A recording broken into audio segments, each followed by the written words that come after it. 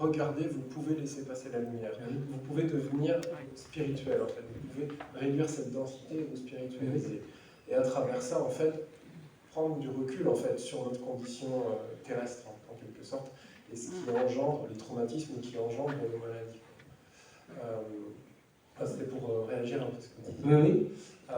Sinon, je voulais parler du fait que moi j'ai eu l'occasion, par l'expérience, notamment de la kinésiologie, de me rendre compte en fait à quel point les traumatismes qui arrivent tout au long de la vie, avec la kinésiologie on peut remonter à certaines périodes et puis dire tiens, à 1 an il y a eu un traumatisme qui a engendré ça, et puis depuis, au début il ne s'est pas structuré dans le corps, il est dans juste, je sais plus comment on dit.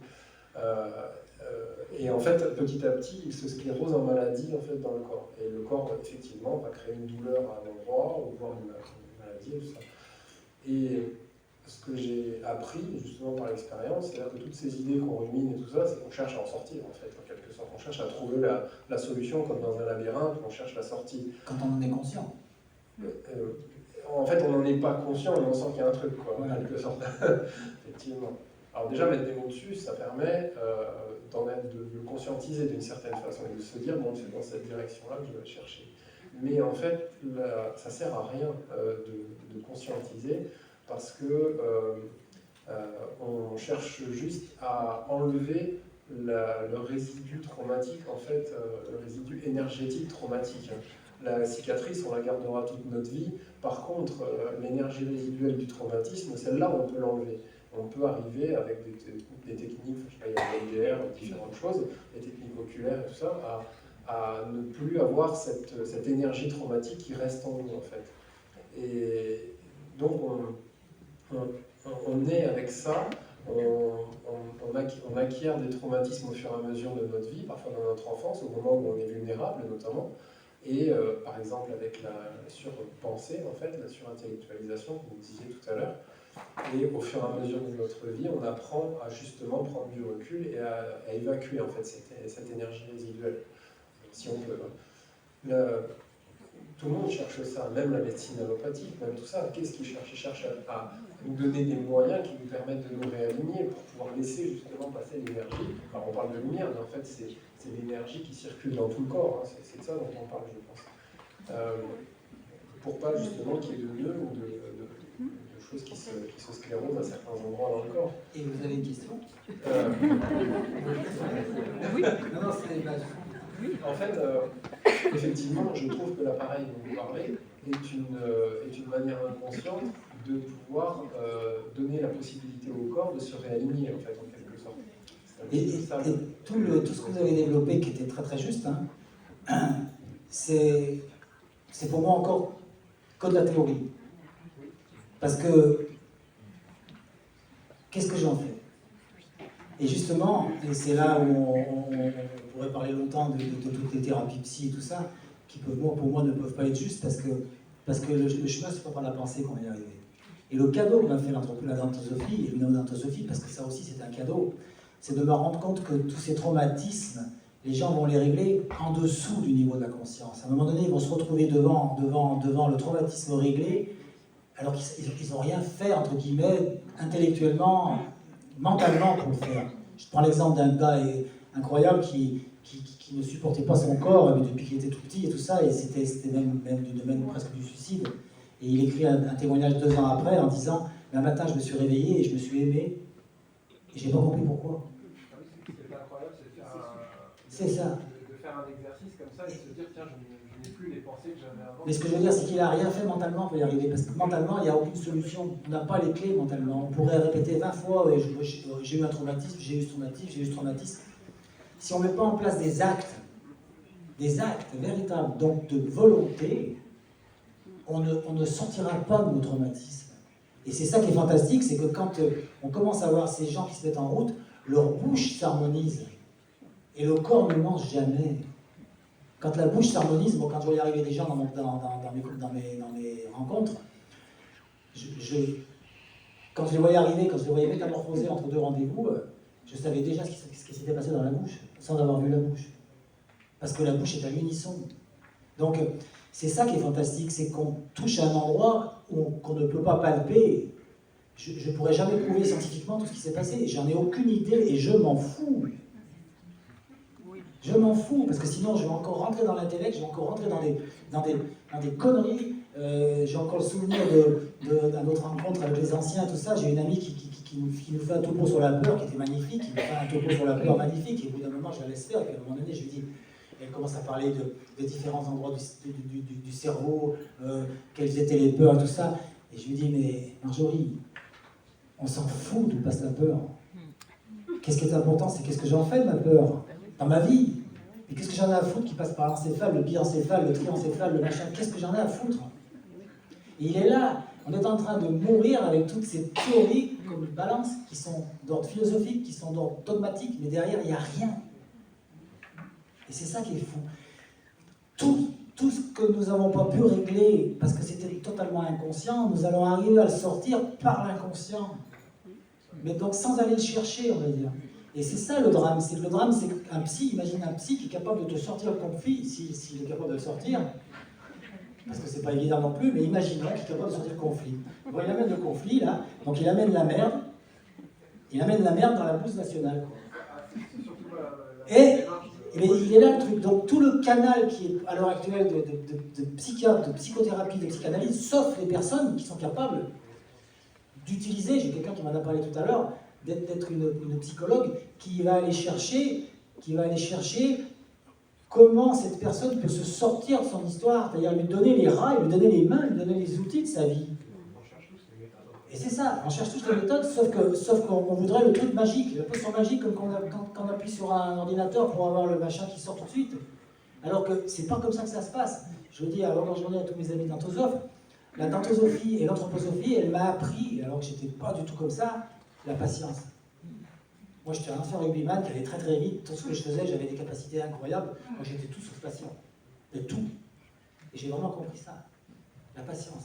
On va répéter des phrases qui pour le moment n'ont pas de sens. Cette phrase, par exemple, que je vous balance comme ça, qui est une phrase magnifique au niveau méditation. La sagesse est dans la lumière. Basta. Et avec ça, vous allez commencer à développer, à travers le Christ, à travers tout un tas de trucs. Vous allez faire vos propres images, vous allez faire vos propres... Mais pendant que vous allez faire ce développement-là qui est basé sur cette phrase, il n'y a aucune pensée parasite qui rentre. Aucune. Là, vous êtes dans la réelle méditation.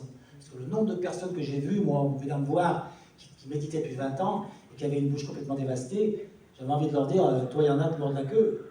Je n'aurais pas dit comme ça. Hein.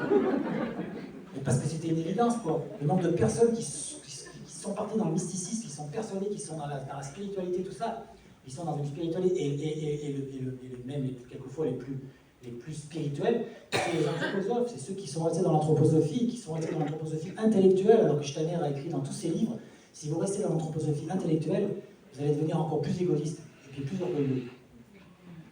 Cette anthroposophie, elle doit vivre. Là, je vous ai parlé toute la soirée que de l'anthroposophie. Et je ne vous ai pas dit le mot. Et tout ce que je vous ai dit, c'est cohérent ou pas?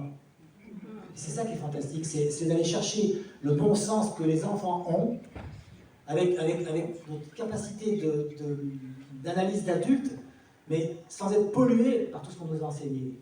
En gardant cette capacité ingénieuse de l'enfant. Et là, on va trouver toute la cohérence qu'on ne nous a jamais enseignée. Steiner a toujours dit, les écoles Steiner, c'est apprendre à apprendre.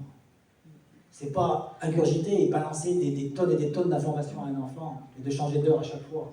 C'est de permettre à l'enfant d'être qui il est. Et c'est magique. Oui, est-ce que vous pouvez nous expliquer, s'il vous plaît, comment ça fonctionne? Parce que ce que j'entends, c'est que cet activateur a l'air de faire un déclenchement de quelque chose qui va jusqu'à des guérisons, qui a l'air assez magique.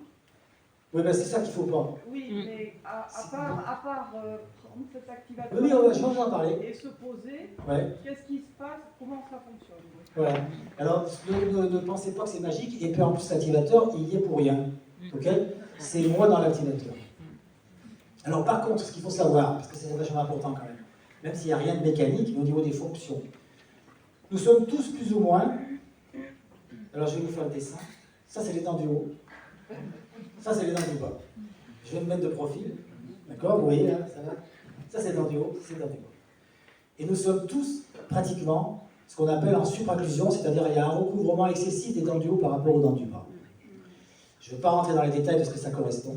Simplement, ça signifie que nous sommes trop têtes et que c'est un signe de déséquilibre au plus. Quand on met l'activateur entre les dents, donc les dents du haut et les dents du bas, si je mets l'activateur, il va se passer ça. D'accord? Et là, il y a l'espace de l'activateur. Simplement ce fait, et là ça a été encore un cadeau du ciel, j'avais un ami qui avait une plateforme de posture, qui était médecin, qui était posturologue, et je lui ai demandé de tester tous mes accompagnés que je voyais arriver. Donc il les testait sans l'activateur, ils étaient tous déglingués, bien évidemment. Il mettait l'activateur, et ça se normalisait, dans l'instant. Wow. Qu'est-ce que c'est normalisé? Ça se normalisait dans l'instant, la posture. Ça se normalisait dans l'instant. C'est comme si, vous vous rappelez, dans le temps, les prisons, c'était des herses comme ça, qui s'ouvraient comme ça.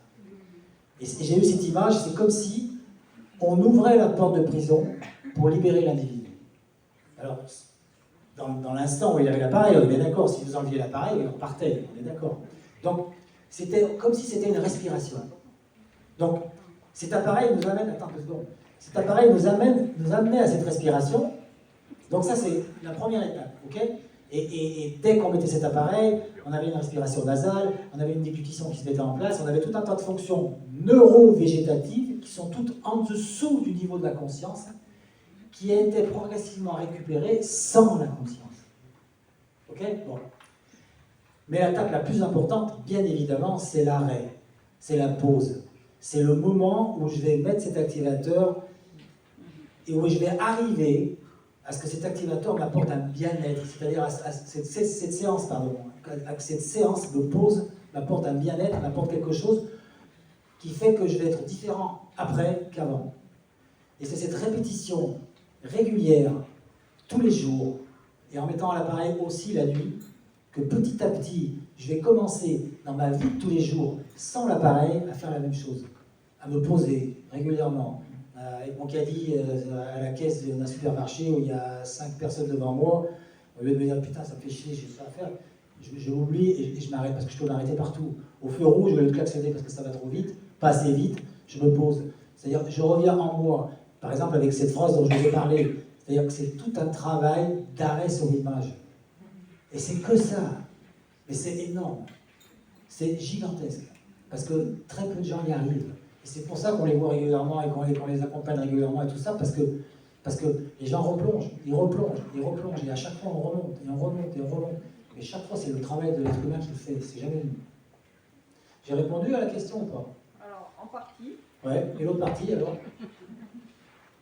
Parce que se poser, il y a quand même des tas de gens sur cette planète qui le font, qui ne vivent pas de façon effrénée, ils ne guérissent pas quand même, donc je pense... Eh bien si ils ne guérissent pas quand même en se posant de façon effrénée, c'est qu'ils ne se posent pas bien. Oui, mais enfin, Oui, mais... la chose mécanique de cet activateur a une action, surtout neurovégétative, vous venez de le dire. C'est tout. Voilà. Mais si je ne me pose pas, mon activateur, je peux passer toute ma vie avec, dès que je vais l'enlever, ça va repartir. Et encore une fois, et vous avez raison, il y a des tas de gens qu'on s'imagine qui se posent. J'ai encore parlé il n'y a pas longtemps à une dame, là, tout à l'heure, là, qui a eu des réactions par rapport à l'activateur et tout ça. Elle était persuadée qu'elle se posait. Elle ne se posait pas bien. Entre se poser et se poser bien, il y a un monde. Mais vraiment. Et c'est ça le plus compliqué à l'heure actuelle dans l'humanité. C'est d'être capable de s'arrêter réellement. Alors là, Ouais. je vais vous demander, votre fils, Oui, du moment où vous lui avez mis l'activateur, oui, quand même il était très déséquilibré avec des pensées de suicide, vous avez dit, Ouais. il pas bien du tout. Il ne s'est pas mis en... Enfin, c'est un jeune, il ne s'est pas mis en pause parfaite comme je ne sais pas, il a un peu hésité. Enfin, ouais. et alors Qu'est-ce qui s'est passé à votre avis? Je ne sais pas, je vous demande. Ah, moi je vous demande, qu'est-ce qui s'est passé? Qu'est-ce qui a fait? Je l'ai dit tout à l'heure d'ailleurs. Vous ne l'avez pas entendu peut-être.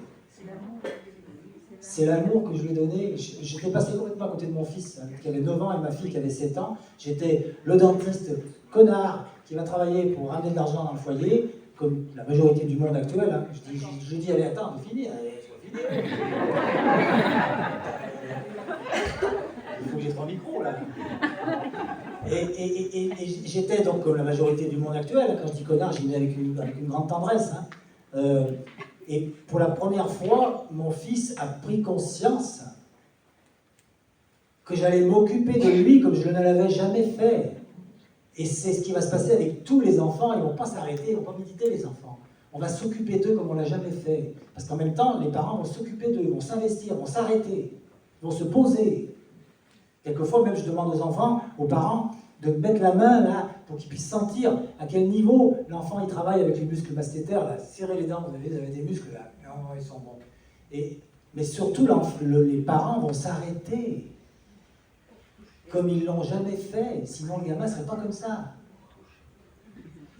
C'est une présence d'amour permanente, c'est une incitation à l'amour, et l'amour est le remède universel, il n'y en a pas 150 millions. Il n'y en a pas, et c'est pas dans une boîte, c'est pas chez le pharmacien. C'est en nous. Et pour le moment, on ne l'a pas véritablement, il faut qu'on aille le chercher en permanence. Je finis juste sur ce que j'avais commencé tout à l'heure. À 3 ans, à partir du moment où l'enfant va dire « moi », il va réellement devenir égoïste. Un enfant, jusqu'à 3 ans, il partage tout. Moi, j'ai le souvenir d'un gamin à 2 ans, j'avais filé l'activateur, et j'avais donné l'activateur aux parents, et j'avais dit, bon, il fera ça à la maison quand vous aurez le temps, tout ça. Il l'avait emmené à l'école, il l'avait fait goûter à tous ses copains. Et les copains disaient, ça, celui-là, il est bon, hein. Ça, c'est bon, celui-là. Et à 3 ans, c'est à moi, ça m'appartient, c'est plus aux autres. Et à partir de 3 ans, l'égoïsme s'installe chez tous les êtres humains. Et la tâche de l'humanité, je dis bien la tâche de l'humanité, c'est de retrouver cet amour spirituel que nous avons égaré. Et c'est que ça la tâche. Tout le reste, c'est du bavardage et de la gesticulation. Ça calme, hein? Ça va? Oui, je suis entièrement d'accord avec ça. Vous ne levez plus la main? J'avais encore une petite question. Eh bien, allez-y, mettez le micro, mais là j'ai fini. Quand vous avez dit, avec votre collègue qui regardait la posture, instantanément la posture était rééquilibrée. Ouais. Bon, ça m'a interpellé beaucoup. C'est fou, hein? Oui. Mais c'est que neurologique, ça, en fait. Mais je veux dire, qu'est-ce qui dans la posture était rééquilibré? Tout. Quelqu'un qui est lordosyphotique, Oui, il n'y avait pas la colonne d'un seul coup. Non, mais la plateforme de posture montrait, une plateforme de posture que manifestement vous connaissez, c'est des points qui tapent comme ça, là, et ça partait dans tous les sens, et ça se rassemblait au milieu, quoi. Alors, bien évidemment, il n'était pas équilibré comme ça serait christique, mais ça veut dire qu'il y avait une amélioration systématiquement partout. Simplement parce que c'est logique. Quand on comprend l'importance de ce qui se passe dans la bouche, c'est tout à fait logique. Et ça, c'est un travail que j'ai mis en place depuis des années, et que je montre dans mes stages. C'est normal. On a une barrière telle, avec ces dents qui se bloquent, là. C'est comme si nous étions verrouillés partout. Avec impossibilité d'aller à droite et à gauche, donc impossibilité d'être dans la liberté. C'est énorme. Quelqu'un qui mange comme ça, il mange en charnière, il mange comme les chiens. Il n'a aucune possibilité de latéraliser. Et on a des latéralités, c'est pas par hasard. Les chiens n'ont pas ces latéralités. Les chiens, ils ne peuvent pas manger autrement que comme ça. Okay? Nous, oui. Et bien quand on est en supraclusion, on mange comme un chien. C'est-à-dire qu'on mange tout rond, et on avale tout rond et très vite. Et on submerge toutes les fonctions neurovégétatives. Avec la déglutition, avec tout ça. Il faut quand même avoir conscience, et ça aussi, c'est quelque chose qui est énorme, c'est que toutes ces fonctions neurovégétatives, succion, déglutition, mastication, respiration, sont toutes des fonctions vitales. Et ça part par la respiration, ça part tout de la bouche. Et on a occulté ça, on a sorti le dentiste de la médecine. Il faut le faire ça quand même. C'est comme si vos bouches ne vous appartenaient pas, quoi. Tiens, je te donne ma bouche, je fais ce que tu en veux, puis je la remets. C'est fou. Et c'est pas par hasard, les forces adverses sont puissantes. Elles savent, les forces adverses, que c'est du côté de la bouche qu'on va révolutionner la médecine. Parce qu'il y a quelque chose qui se voit, et personne ne peut dire... Moi, je disais encore l'autre jour, dans mon premier livre, je montre des cas cliniques qui sont inexplicables s'il n'y a pas la chirurgie. Et moi, j'ai mis un coup de caoutchouc. Okay? Si moi, j'avais vu ça, mais j'aurais été voir le mec qui a fait ça en pédalo. Il devrait y avoir, il y a 40 000 dentistes sur la Terre, il devrait y avoir 39 999, puisque 40 000 c'était moi, qui auraient dû venir me voir. Alors que pour les dentistes, je suis un charlatan. Parce qu'il n'y a pas 36 solutions. Soit les photos sont truquées et je suis un charlatan, soit les photos sont justes, mais venez voir ce qui s'est passé. Et ça, c'est le propre de la médecine. À partir du moment où elle ne comprend pas, où ça sort des rails, je ne veux pas voir. Moi, j'ai eu des cas cliniques époustouflants, où il y a eu des guérisons de fous, et les médecins n'ont jamais demandé qu'est-ce qu'il avait fait, l'enfant. Jamais. Parce que ça remet en question toute la médecine. On n'est pas en train de remettre en question le système médical, là, qui est déjà complètement pourri. On est en train de remettre la médecine en question. Ça calme, hein? Les gouttières qu'on met la nuit. Pardon? La gouttière qu'on met la nuit. Oui. C'est la même qu'on met dans la journée. Mais est-ce que c'est pareil qu'un activateur? Ah, mais vous parlez des gouttières pour le bruxisme? Oui. Ou autre chose, ou l'apnée. Mais toutes les gouttières que vous mettez pour guérir de l'extérieur ne fonctionneront jamais. Dès que vous allez vous enlever, vous allez continuer avec votre bruxisme, vos apnées, tout ça. Encore une fois, c'est des techniques extérieures qui ne vont pas vous donner la raison pour laquelle vous avez l'apnée et le bruxisme. La cause du bruxisme et la cause de l'apnée ne vont pas être réglées avec ça. Ça peut être suspendu éventuellement, mais dès que vous allez enlever la gouttière, vous allez continuer vos bruxismes, vous allez continuer avec vos apnées. Les appareils qu'ils ont mis en place pour l'apnée, c'est un pis-aller. Moi, j'ai un petit que j'ai suivi, qu'une amie a suivi, qui a eu l'appareil dès la naissance. Dès la naissance, vous vous rendez compte? Et le gamin, il a eu l'appareil jusqu'à 6 ans, et il vient en consultation du madodontosophie, il commence avec l'activateur, mais lui, il avait une peur bleue, parce que bien évidemment, on lui avait dit depuis qu'il est né que s'il enlevait l'appareil, il allait mourir. Ça aide pas quand même, hein? On est d'accord? Donc l'ami qui s'en est occupé, qui est une éminente humanodontosophe, je lui dis, mais tu prends le temps, tu vas voir.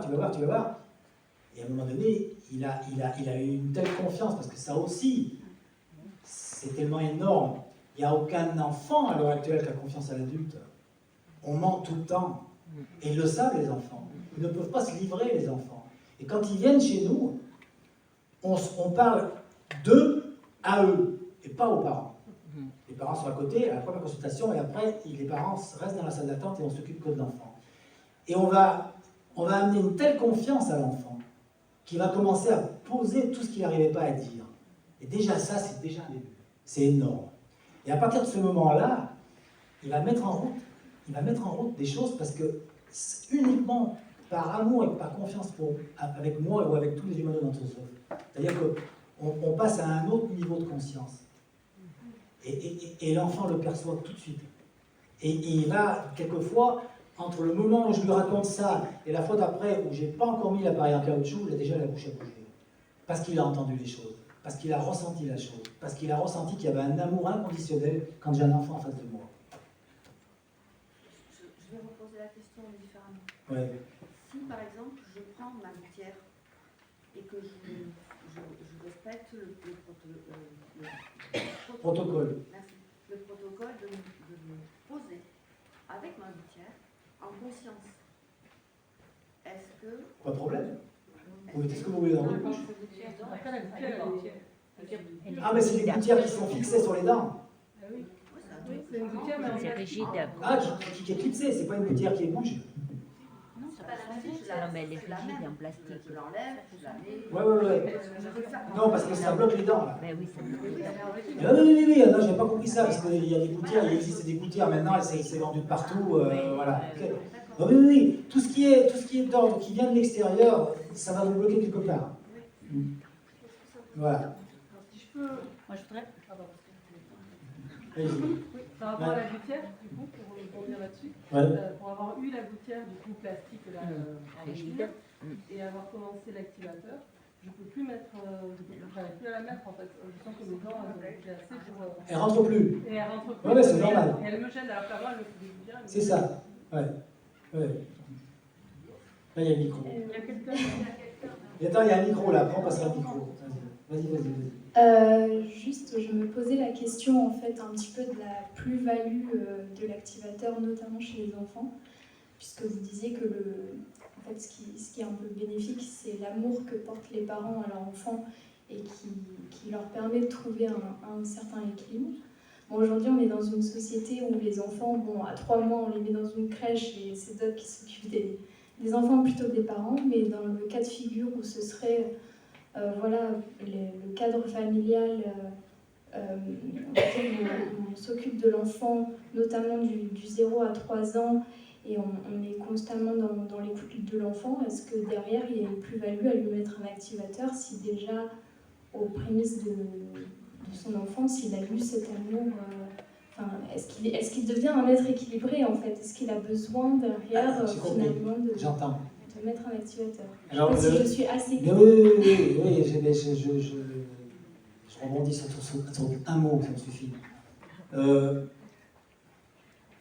Comment on va savoir qu'on a été capable de donner de l'amour entre 0 et 3 ans? Effectivement, on va le savoir si on voit un enfant qui évolue sans pleurs, sans machin, sans ci, sans ça. Mais est-ce que ça existe? Sans pleurs? Sans pleurs. Un enfant qui évolue sans pleurs? Oui. Quand je dis sans pleurs, c'est des pleurs qui ne sont pas dus soi-disant, parce que ça c'est le truc classique que j'ai dit dans le stage il n'y a pas longtemps, là, à la mise en place des dents. Quand un gamin pleure, on dit mais c'est parce qu'il fait ses dents. Tu parles. Il est en train de sauter un stade et il essaie d'aller chercher quelque chose, il n'a pas les moyens d'aller le chercher parce qu'il n'a pas passé un cap, et il hurle parce qu'il veut la chose et qu'il ne peut pas l'avoir. Et nous on va dire il est capricieux, il a fait ses dents et tout ça.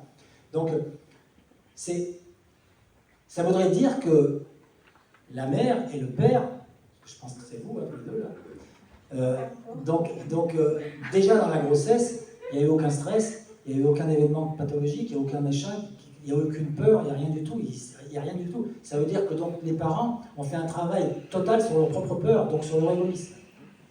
Mais c'est des extraterrestres. Il faudrait que ce soit 2 humanodontosophistes qui fassent un enfant. Mais même les humanodontosophes, je vous garantis qu'ils sont loin d'être dans l'équilibre. Mais ils sont, je vous ai dit tout à l'heure, quand je me suis présenté, j'ai dit, je suis un être qui tend à devenir humain. Mais allez voir un peu ce que Steiner raconte, qu'est-ce que c'est que l'humain parfait. Alors là, on y reste la semaine, hein, au moins. Tellement c'est énorme. On est à des années-lumière de la perfection. Et heureusement, puisque la perfection, c'est l'arrêt de l'évolution. C'est l'arrêt. Donc, on est en chemin. Donc, ce cas de figure n'existe pas.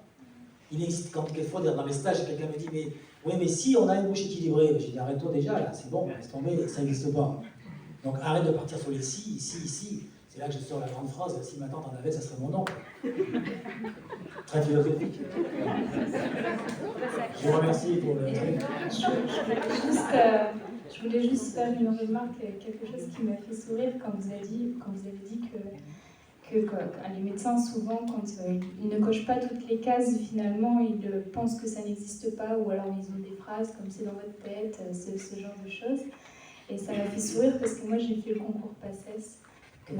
PACES, la première année de médecine. Ouais. Et justement, ce concours consiste à cocher uniquement des cases. Il n'y a pas du tout d'humanité en fait dans ce concours, ni dans les études derrière d'ailleurs. Voilà, c'était juste vous avez continué? Non, en fait, j'ai fait un burn-out. Ah, bah c'est ce qui peut vous arriver de mieux. Ça aurait été con de continuer plus loin, et de se rendre compte qu'en fait, ça c'est le plus beau cadeau que vous ayez reçu. Le burn-out après ça, c'est génial. Vous auriez pu même le recevoir avant de faire le concours, c'était pas plus mal. Parce que vous avez dû en prendre plein la tête. Je suis passé par ça. Là-bas, il y avait quelque chose. Il y avait quelqu'un là-bas. Madame là-bas. Est-ce que vous pouvez parler assez fort, c'est bon? Bon, je vais essayer. Ouais. Vous parliez gouttière. Il se trouve que moi, j'ai travaillé avec des déficients visuels dans un établissement et j'avais une collègue orthoptiste, donc rééducation de la vision, qui était mariée avec un dentiste. Lequel dentiste, pour sa thèse, avait travaillé justement sur les gouttières. Et donc, on a été nombreux à porter des gouttières dans l'établissement pour justement avoir des mesures précises sur ce qu'on pouvait gagner ou pas. Donc pour la posturologie, c'était net. Il y avait vraiment des déséquilibres qui étaient corrigés. Et pour la vision, en portant la gouttière 3 à 4 heures par jour seulement, même pas en la portant la nuit, on avait des collègues qui avaient gagné 4 dixièmes. Et cette étude qui avait été faite dans l'institution, elle a servi après à l'armée pour les pilotes de chasse qui en général sont recrutés à 13, 15, 10e, parce qu'ils ont une vision vraiment très bonne, et pour l'améliorer encore. Et donc eux, on leur faisait porter la gouttière pour améliorer la vision pour les missions qu'ils avaient à faire. Donc de ce point de vue-là, moi j'ai vu, j'ai vécu, j'ai mesuré sur moi-même, et effectivement, quand on a enlevé la gouttière, petit à petit, on a reperdu tout ça, on est retombé dans le déséquilibre qu'on avait avant. Et ça, parce que c'est ce qui se passe régulièrement, moi j'ai des tas d'enfants et d'adultes qui enlèvent leurs lunettes et tout ça. Mais ça, vous avez fait, il y a eu une recherche, entre guillemets, qui était une recherche, on peut dire, officielle. Elle a abouti à quoi? C'est les militaires qui l'ont récupéré. Et c'est ça. Il n'y a que les militaires. Les autres, ils n'avaient pas droit. Ah non, parce que ce dentiste-là, à Montpellier, lui, il utilise ça. Oui, mais je veux dire, est-ce que ça s'est élargi à la médecine? C'est ça que je suis en train de vous dire. Alors, effectivement... Est-ce que c'est enseigné en faculté? Ben non, Eh ben oui. parce que ça gêne. Eh bien, bien sûr. Parce que ça gêne. Bien sûr. Ben oui. Vous vous rendez compte? Là aussi, vous éradiquez tous les ophtalmos. Il n'y a pas eu de médication, il n'y a pas eu d'arrachage de dents. Si demain, la majorité des gens se mettaient en respiration nasale pure, mais le métier d'ORL n'existe plus. 95% des problèmes ORL sont dus à des respirations buccales. Et qu'est-ce qu'on fait? On enlève les habitants, on enlève les végétations, on enlève tout ça. Heureusement qu'on s'arrête ici, parce qu'on pourrait descendre plus bas et enlever les burettes. On pourrait tout enlever. Mais s'il est là le truc. Oui, bien sûr. Et je voudrais donner un autre témoignage. Il y a un monsieur qui s'appelle Pierre-Jean Thomas Lamotte, qui à la base est un médecin neurologue, qui lui, au tout début de son internat, s'était rendu compte que les maladies des gens, elles nous disent des choses et qu'il faut aller un petit peu creuser. Donc lui, il est allé dans ce domaine-là, il a mis au point une technique qui s'appelle la compensation symbolique inconsciente, qui ressemble étrangement à ce que vous dites, où il faut aller un petit peu fouiller et remettre en conscience.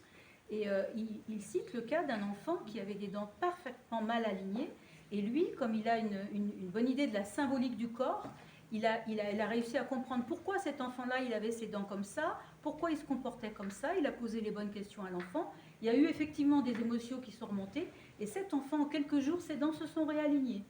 C'est dans le livre « Et si la maladie n'était pas un hasard ». Et c'est toujours étudié par la médecine, ça? Ben non. Mais non. Ben oui, mais moi je peux vous en citer, je peux vous en citer des centaines et des milliers de personnes qui ont guéri de choses qui étaient inexplicables. Mais la médecine, elle ferme la porte. C'est trop dérangeant. Alors, est-ce que ça correspond pour tout le monde? Là, ça fonctionne pour tout le monde? Ou il y a vraiment des cas où ça n'a pas fonctionné? Oui, beaucoup. Mais oui, beaucoup. Ceux qui ne sont pas rentrés dedans. Ben oui, c'est ça. Eh oui. Et c'est ça le travail.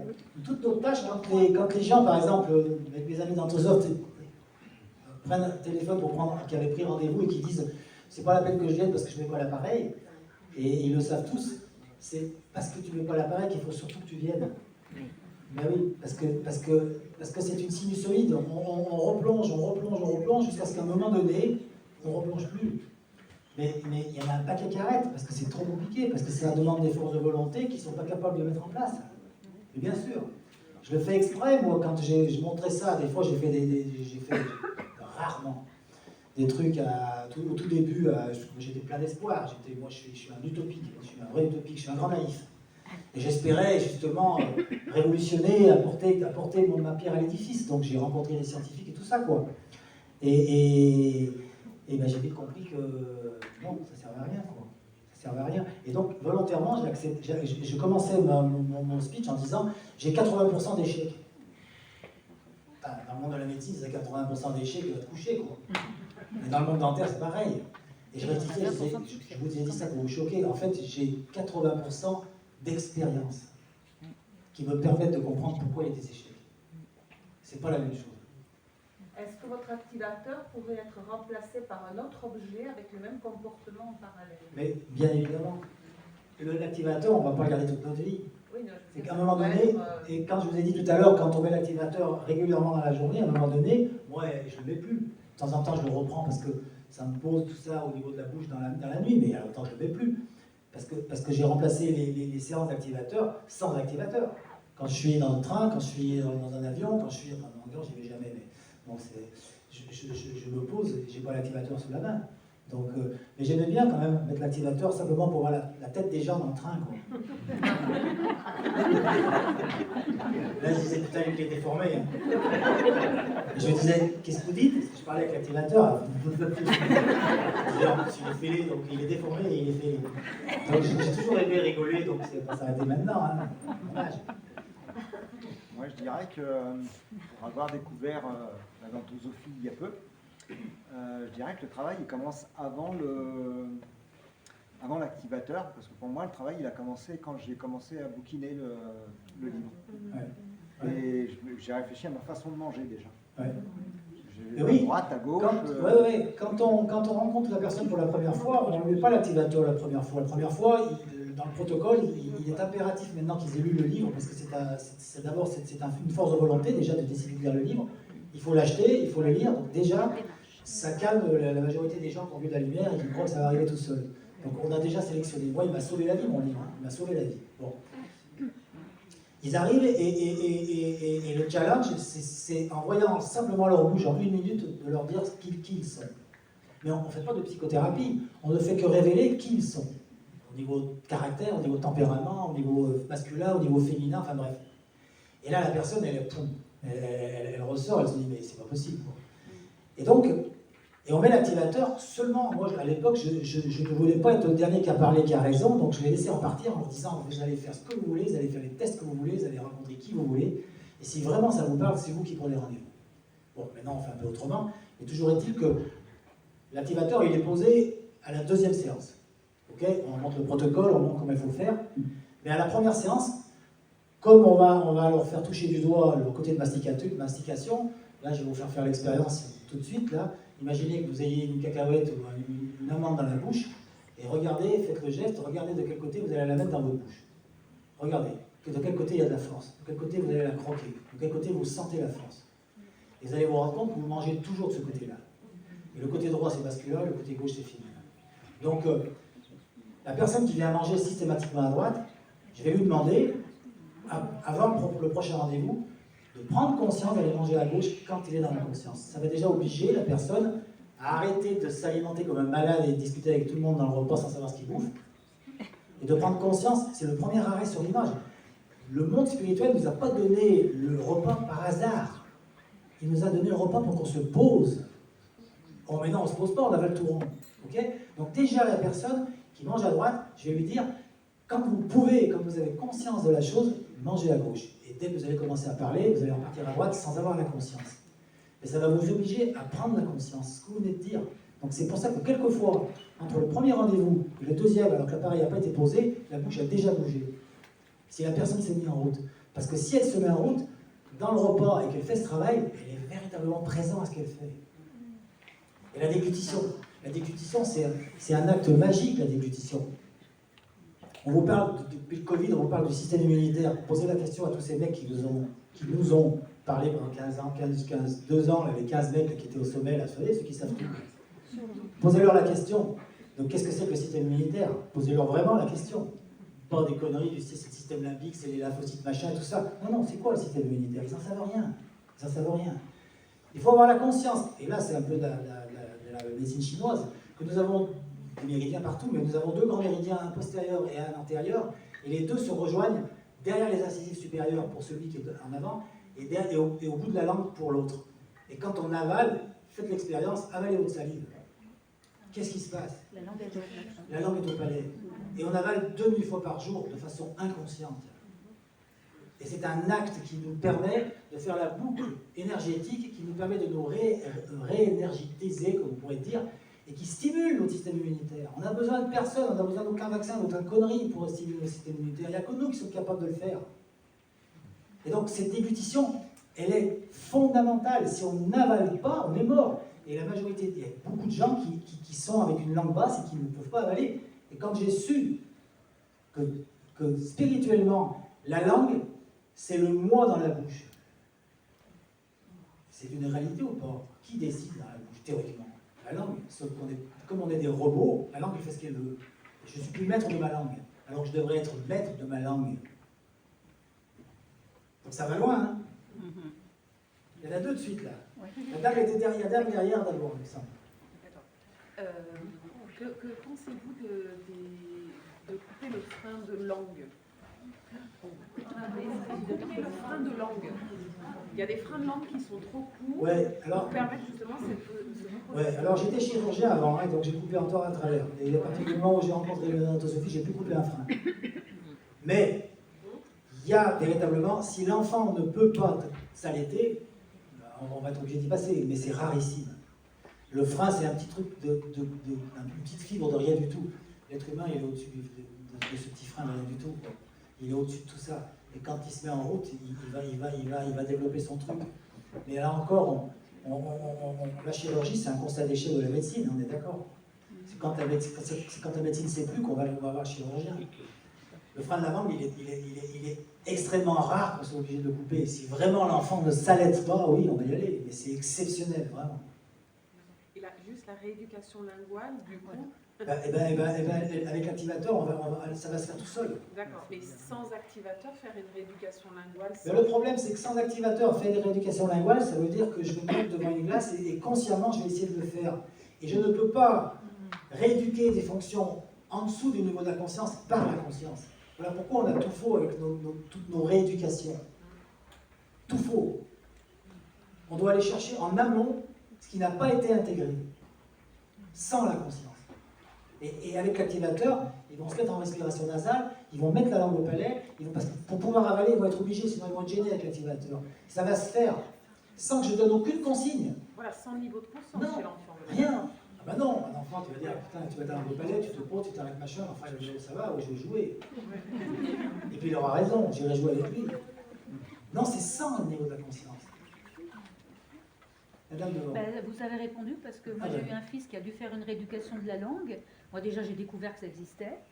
Et effectivement, il avait les dents particulièrement mal placées.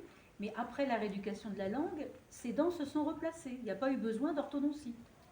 Oui, mais la langue, elle est fondamentale. Quelle est la différence entre l'appareil et l'appareil que font faire les orthodontistes qui m'a fait faire un appareil pour empêcher les apnées. Alors c'est comme un moule, on moule... Non mais je connais ça. Ouais. J'ai pas répondu déjà là-dessus. Alors la différence entre l'appareil et ça, en fait, c'est quoi? Est-ce que quelqu'un peut répondre à cette table? C'est activé. Non mais est-ce que quelqu'un... La différence, c'est que ça va se faire avec la conscience. Hein? Il y a une place dans l'activateur. C'est extérieur, donc ça marche. Non mais pourquoi il y a une différence entre l'appareil que le prothésiste met dans la bouche et ce qu'on vient de dire en orthosophie? Parce que c'est quelque chose d'extérieur. Il y a quelque chose d'extérieur, voilà. Alors Vous avez entendu? c'est une démarche intérieure, la dentosophie. Votre appareil que vous allez mettre pour l'apnée du sommeil, vous ne faites aucune démarche. Vous mettez un gadget qui est censé vous reculer la mandibule pour pouvoir... C'est quand même, il y a quand même une histoire de moule, il y a quand même, on vous moule les dents pour savoir exactement qu'est-ce qu'il vous faut. C'est pas un gadget, c'est pas quelque chose que vous achetez, c'est quelque chose qu'on vous fait faire. Elle n'a pas entendu, elle n'a pas compris. Voilà. C'est ça qu'il faut. Non, mais je m'en fous que ce soit un moule dans le... Non, vous n'avez pas entendu. Non, vous n'avez pas entendu. C'est pas grave, on va y répéter. Que vous ayez un moule, que vous ayez un truc ajusté, machin, tout ça, sophistiqué, plaqué or, non massif ou en diamant, il n'y a aucun souci avec ça. Ça vient de l'extérieur. Okay, avec l'activateur, vous mettez en route des forces qui viennent de l'intérieur. Ça n'a rien à voir. Rien à voir. C'est comme si vous mettez une béquille, et quand vous enlevez votre béquille, vous allez vous casser la gueule. Donc vous remettez la béquille, et pendant votre béquille, vous marchez normal. Et bien, les appareils d'apnée, c'est ça. C'est ça.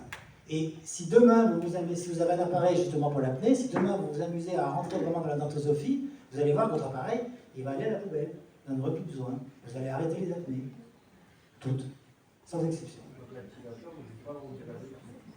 Mais non. Il ne joue pas le rôle de la béquille parce que je vais travailler, je vais faire le travail dedans. Okay, je vais faire le travail intérieur qui va me permettre d'arriver à ça. On ne peut pas faire la même chose sans appareil? Si, mais il l'a dit. Attendez, j'essaie de reformuler différemment pour essayer de comprendre. L'activateur joue le rôle de quelque chose qui va mettre dans un équilibre différent pour expliquer au corps, retrouve ton équilibre, ou travaille sur toi pour trouver une forme d'équilibre. L'apnée du sommeil est une maladie parmi tant d'autres. C'est un symptôme parmi tant d'autres. Il faut aller chercher la compréhension de pourquoi j'ai l'apnée du sommeil. Et cette compréhension du pourquoi j'ai l'apnée du sommeil, intellectuellement, on ne l'aura pas. Mais en faisant ce travail-là, j'ai vu les apnées du sommeil disparaître. Je comprends. Ok ? Donc, n'essayons pas d'y mettre quelque chose d'intellectuel. On passe par un autre canal. Et ce canal, il est plus physique. On est aidé, on est porté parce qu'on se met en route sur un chemin qu'on n'avait jamais essayé de prendre. Je comprends bien. Simplement, on a un appareil extérieur et un autre appareil extérieur. Oui. La différence entre les deux... C'est que l'autre appareil extérieur, il travaille parce qu'il est à l'intérieur. Voilà. Ouais. Non, mais... Oui, c'est ça. C'est ça. L'appareil extérieur du caoutchouc, c'est un placebo qui permet véritablement, dans un premier temps, je le disais souvent, comme nous sommes dans un monde matérialiste, ben, on a un appareil qui est de la matière et qui nous permet de nous relier à notre spirituel, et je passe par la matière pour me relier au spirituel. Mais c'est un gadget, c'est un placebo, à part le fait qu'il fait beaucoup de choses, ok. Mais si derrière je ne fais rien, si d'ailleurs si je mets mon appareil et que je ne me mets pas en conscience dans tout ce que je viens de dire, il n'y aura pas de résultat. Il n'y en aura pas. Et les apnées, ils les auront toujours. Mais moi, je l'ai vu de mes yeux, c'est que tous mes amis aussi. Les apnées disparaissent. Moi, j'ai eu un enfant qui avait 60 apnées par minute. 60 apnées par minute. Et ça a tout disparu. Tout le temps. Enfin, la nuit, bien sûr. La nuit, parce que les apnées, c'est toujours la nuit. La mise en conscience quand on a mis l'appareil, elle se fait à travers des exercices. Il se fait sur la pause. Et à partir de ce moment-là, on a mis un protocole en place. On va guider la personne sur un protocole. Ce protocole, je ne peux pas vous le raconter parce que vous ne sortirez plus. Mais on a mis en place un protocole qui permet à la personne, d'un moment donné, de chanter sa pensée parasite. On va la focaliser dans un premier temps sur la langue pour qu'elle soit dans une conscience du corps, pour que petit à petit, progressivement, on va aller chercher le pensée pure. Puisque c'est ça qui va nous sauver, le pensée pure. Est-ce que dans ce protocole, il y a la pleine conscience? À ce moment-là, oui. L'apprentissage de la pleine conscience. Oui. Moi j'ai une question, vous parliez des fonctions au départ déglutition, succion. Moi j'ai un fils qui est en situation de handicap, il est autiste, et on m'a dit, l'orthophoniste m'a dit, ben, en fait il a jamais eu le réflexe de succion. Ça a été très compliqué au départ dans son alimentation. Il a 19 ans aujourd'hui, ça fait 15 ans qu'il est suivi par l'orthophoniste et qu'il m'a fait découvrir la dentosophie. Il ne sait toujours pas déglutir normalement. Il a eu un activateur qui lui a remis beaucoup les dents en place, il reste une canine qui n'est pas en place.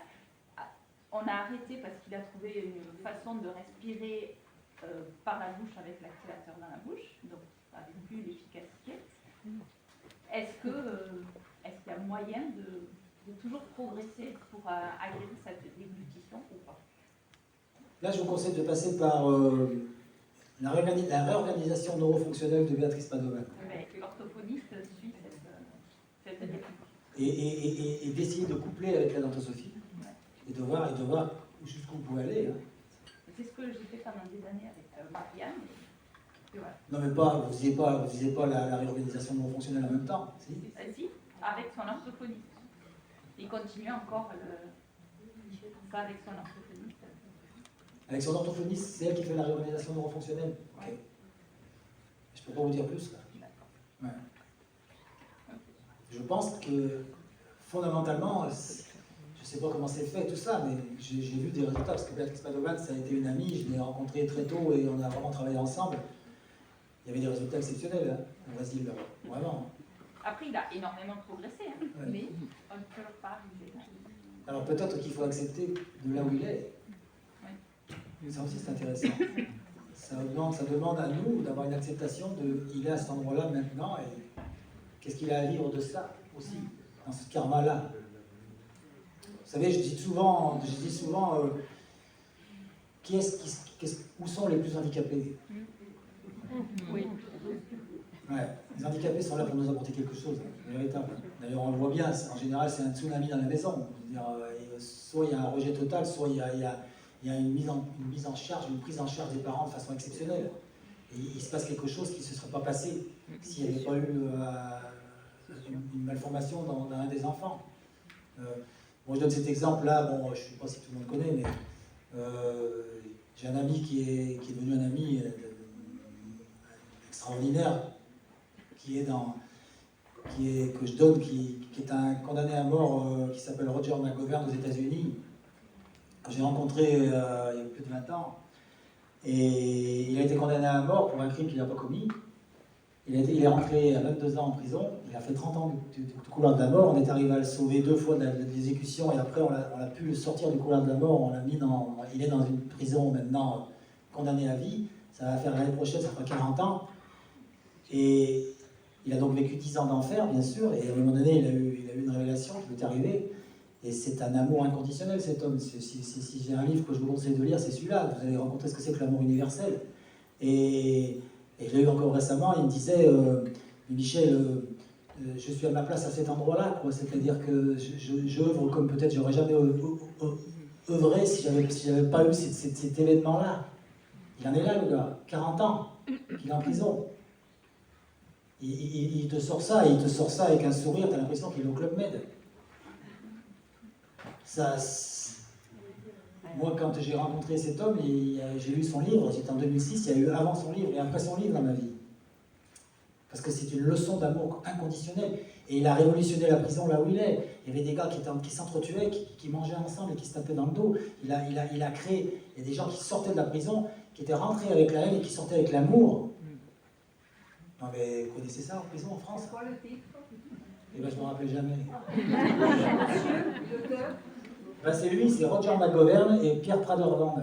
C'est, je ne me rappelle jamais, pourtant je l'offre à tous les gens qui m'achètent mon livre de l'égoïsme à l'amour parce que c'est un exemple vivant de ce qu'est l'amour universel.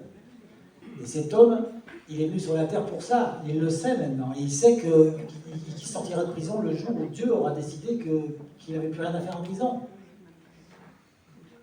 Et c'est un livre de chevet, vraiment. Donc, votre fils, il est dans cette situation-là. Votre fils, il amène quelque chose d'autre et on est incapable de le voir. Et du coup, j'ai une autre question, peut-être un peu trop personnelle, je ne sais pas.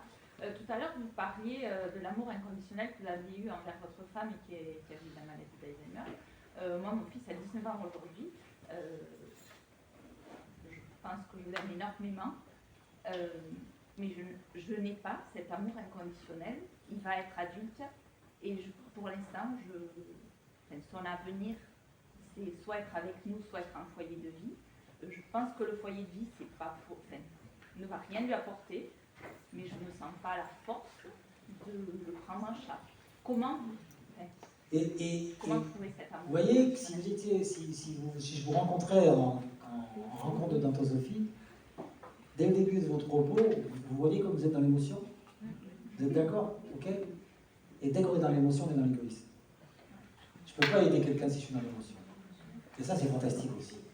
Quand je demande aux gens, qu'est-ce que vous préférez, la sympathie ou l'antipathie? Il y a une question. Je vais répondre. La sympathie. D'accord. Il ne faut pas être faux cul, c'est la sympathie. Ok? Et justement, voilà, dans la sympathie et l'antipathie, il y a encore le 2. Et dans les deux, on est avec les forces adverses. La physiologie, c'est l'empathie. La sympathie, je suis dans l'émotionnel plus, et l'antipathie, je suis complètement dans l'indifférence. L'empathie, je vois ce que cette personne vit, et je comprends ce qu'elle vit, et pour l'aider, il ne faut absolument pas que je rentre dans mon émotionnel, parce que sinon je vais rentrer dans ma merde, et je vais lui amener ma peur à sa merde collective. Donc, je suis intimement convaincu, moi, que vous pouvez arriver à l'amour inconditionnel sans aucun souci. Et c'est ça votre travail. Elle est là votre tâche. C'est pas de vous poser la question, est-ce que je vais y arriver ou est-ce que je ne vais pas y arriver? C'est de vous dire, il faut que j'arrive, si je veux aider mon fils, Si je veux aider mon fils, il faut que j'arrive à être dans l'amour et que je ne lui prenne, que je prenne pas donc cette souffrance que vous voyez. Donc c'est ce que j'ai vécu avec mon épouse, avec Alzheimer. C'est-à-dire que j'étais dans la sympathie, j'étais dans l'émotionnel total de voir cette femme souffrir parce que vous êtes persuadé que votre fils souffre et qu'il va être pas bien et tout ça. Mais si vous laissez, si vous avez le travail nécessaire, et là je vous conseille peut-être de rentrer dans l'humaine d'Anthrosophie, vous allez vous rendre compte que, et il y en a un paquet qui peut en parler ici, parce qu'il y en a un paquet que dans tous mes stagiaires que j'ai vu en burn-out, que j'ai vu dans des états pas possibles quand ils sont arrivés en stage, et que j'ai vu complètement métamorphoser. Donc c'est une piste ça. C'est une piste pour que cet émotionnel-là ne vous submerge pas quand vous allez aider votre enfant. Ça vous parle? Ouais. Mais de rien. Ça y est, vous en avez marre, c'est bon? Quelle horreur. Tout va bien? Non, ça va pas. Ah bah si vous n'avez pas les mots, ça va être compliqué. Là. Hein? Allô? Allô, allô, allô? Allô, le micro, s'il vous plaît. On discute,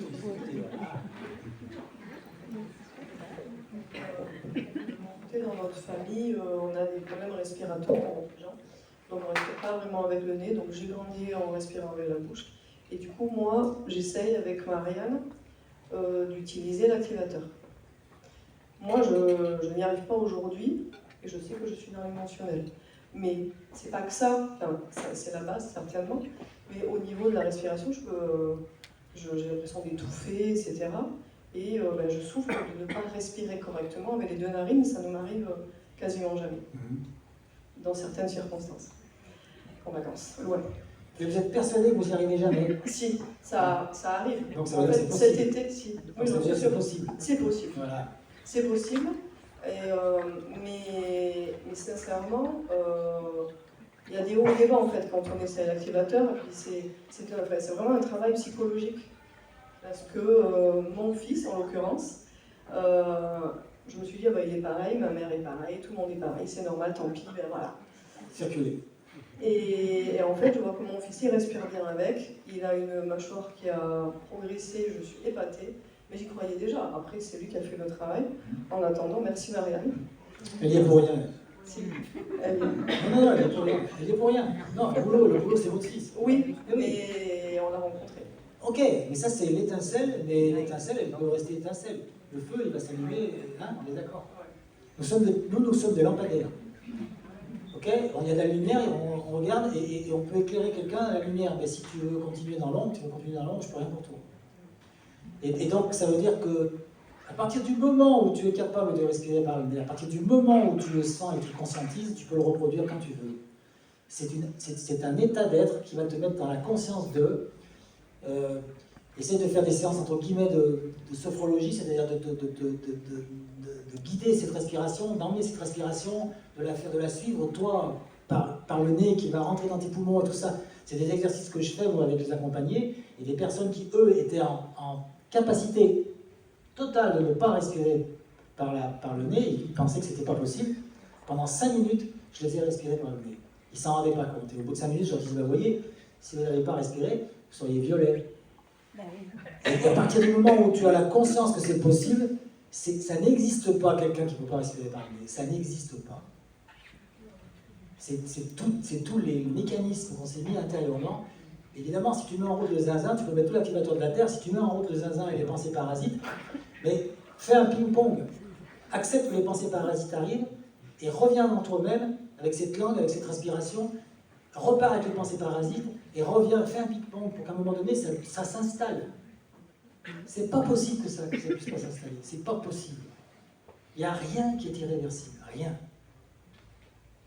Et en faisant ce travail soi-même, on le fait pour les générations futures. Eh bien, bien sûr. Et pas pour les générations futures, tu le fais pour le karma collectif. Mais oui.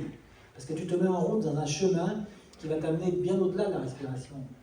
Qui va t'amener dans un amour quelconque, qui va t'amener... Tu vas devenir contagieuse, comme disait mon ami Kita Malas, la contagion de bonne santé. En général, quand tu parles de contagion, il y a déjà 15 morts. Il faut vite rajouter de bonne santé. La contagion de bonne santé, nous sommes contagieux à partir de ce moment-là. Nous sommes des êtres humains qui sont porteurs d'amour. Il faut qu'on ait la conscience de ça. Et c'est accessible à n'importe quelle personne sur la Terre.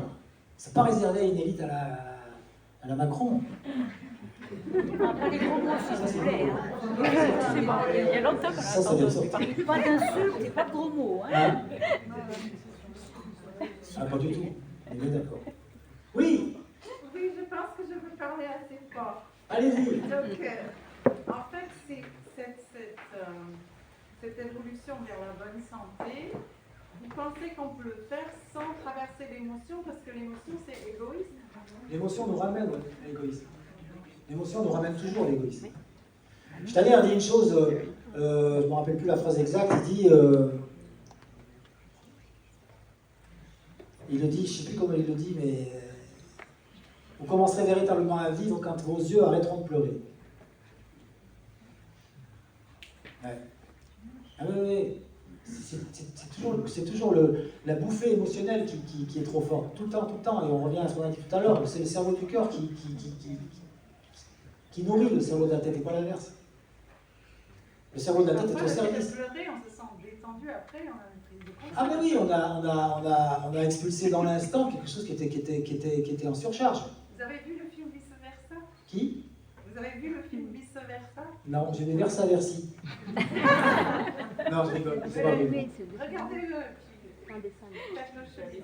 Ça, pour moi, c'est complémentaire à ce qu'on fait. Moi, j'ai l'activateur depuis 8 ou 9 mois. Ouais. Et je constate vraiment plein de choses qui sont bien dans ma vie.